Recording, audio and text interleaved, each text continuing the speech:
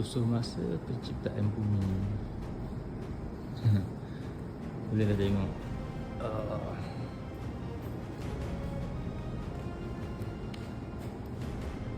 Membatu. Ini ialah sisa makanan prasejarah. Dijumpai dekat Gua Sagu atau tu dan Gua Tenggek, Kuantan. Alat Bonifas dan Bifas jumpa dekat kebudayaan Epipaleolitik Pahang. Alat repair jumpa dekat Gua Sagu dan Gua Tenggek, Pancing, Kuantan. Ini lesung batu jumpa dekat Gunung Senyum, Temerloh.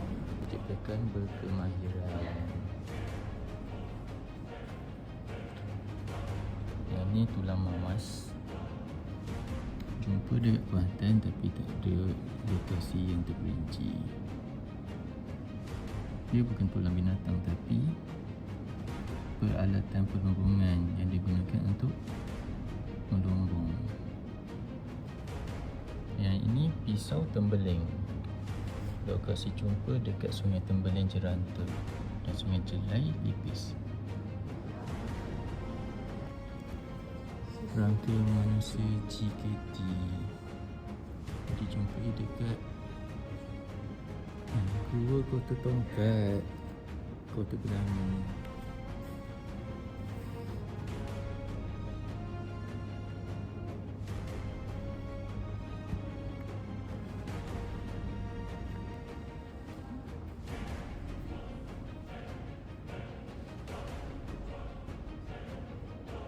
Nabi Adam, cabaran dia budaya iblis.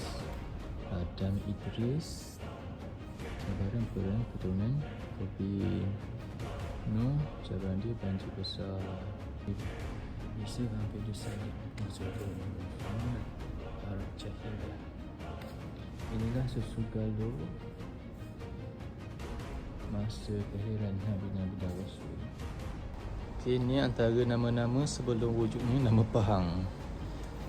Pahaun ada, Pahan ada, Mahang ada, banyaklah. Dan akhir sekali Pahang.